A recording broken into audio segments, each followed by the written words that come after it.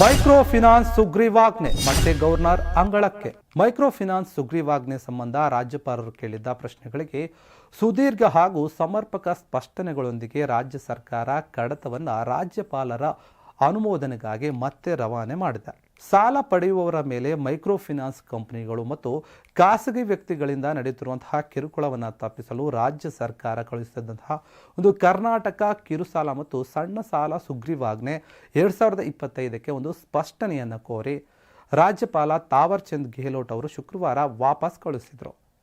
ಆದರೆ ಈಗ ಸುಗ್ರೀವಾಜ್ಞೆಯು ಸಹಜ ಹಾಗೂ ಸಾಲ ನೀಡುವವರ ಒಂದು ಮೂಲಭೂತ ಹಕ್ಕುಗಳಿಗೆ ವಿರುದ್ಧವಾಗಿದೆ ಅಂತ ಆಕ್ಷೇಪ ವ್ಯಕ್ತಪಡಿಸಿದರು. ಇದರ ಬೆನ್ನಲ್ಲೇ ರಾಜ್ಯಪಾಲರು ಎತ್ತಿದಂತಹ ಎಲ್ಲ ಪ್ರಶ್ನೆಗಳಿಗೂ ಸುದೀರ್ಘ ಸ್ಪಷ್ಟನೆಯನ್ನ ಕಾನೂನು ಇಲಾಖೆ ಸಿದ್ಧಪಡಿಸಿ ಮುಖ್ಯಮಂತ್ರಿ ಕಚೇರಿಗೆ ಸಲ್ಲಿಸಿತ್ತು.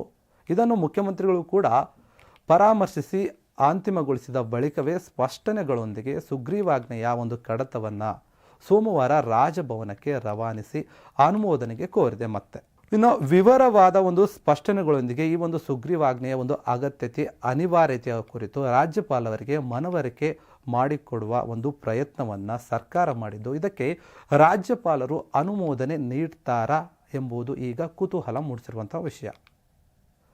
ರಾಜ್ಯಪಾಲರ ಒಂದು ಆಕ್ಷೇಪಗಳಿಗೆ ಈ ಹಿಂದೆ ಸ್ಪಷ್ಟನೆ ನೀಡಿದಂತಹ ಒಂದು ಕಾನೂನು ಸಚಿವ ಎಚ್ ಕೆ ಪಾಟೀಲ್ ನೋಂದಾಯಿತರಲ್ಲದ ಮತ್ತು ಸಾಲ ನೀಡಲು ಲೈಸೆನ್ಸ್ ಇಲ್ಲದಿರುವವರು, ಅಂದರೆ ಯಾರು ಲೈಸೆನ್ಸನ್ನು ಹೊಂದಿಲ್ಲ ಅಂತಹ ವ್ಯಕ್ತಿಯು ಯಾರೇ ಒಂದು ಸಾಲ ಕೊಡಲು ಹೆಚ್ಚಿನ ಮತ್ತು ಚಕ್ರಬಡ್ಡಿ ಅಥವಾ ದಂಡದ ಒಂದು ಬಡ್ಡಿ ಏನಿರುತ್ತೆ ವಿಧಿಸಲು ಕಾನೂನಾತ್ಮಕವಾಗಿ ಅವರಿಗೆ ಯಾವುದೇ ರೀತಿಯಾದಂತಹ ಒಂದು ಅಧಿಕಾರ ಹೊಂದಿರೋದಿಲ್ಲ. ಸಾಲವನ್ನು ಖಾಸಗಿಯಾಗಿ ಲೈಸೆನ್ಸ್ ಇಲ್ಲದೆ ನೀಡಿ ಹೆಚ್ಚಿನ ಬಡ್ಡಿಯನ್ನು ವಸೂಲಿ ಮಾಡಿದರೆ ಅದು ಕಾನೂನು ಬಾಹಿರ ಅಥವಾ ಕಾನೂನಿಗೆ ವಿರುದ್ಧವಾದಂತಹ ಒಂದು ಪ್ರಕ್ರಿಯೆ. ಅದಕ್ಕೆ ನಾವು ಕ್ರಮವನ್ನು ಕೈಗೊಳ್ತೇವೆ. ಅಂತಹ ಸಾಲವು ವಸೂಲಿಗೆ ಅರ್ಹ ಅಲ್ಲ, ಅಂದರೆ ಸಾಲ ಕೊಟ್ಟ ಮೇಲೆ ಅಂಥ ಸಾಲ ನೀವು ವಾಪಸ್ ಕೇಳೋ ಹಾಗಿಲ್ಲ, ಅದು ಯೋಗ್ಯವೂ ಕೂಡ ಅಲ್ಲ ಅಂತ ಅವರು ಇದರ ಒಂದು ವಿಚಾರವಾಗಿ ಸ್ಪಷ್ಟನೆಯನ್ನು ನೀಡಿದರು. ಹೀಗಾಗಿ ಈ ಒಂದು ವಿಚಾರ ಈಗ ಮತ್ತೆ ಗವರ್ನರ್ ಅಂಗಳಕ್ಕೆ ಬಂದಿದೆ.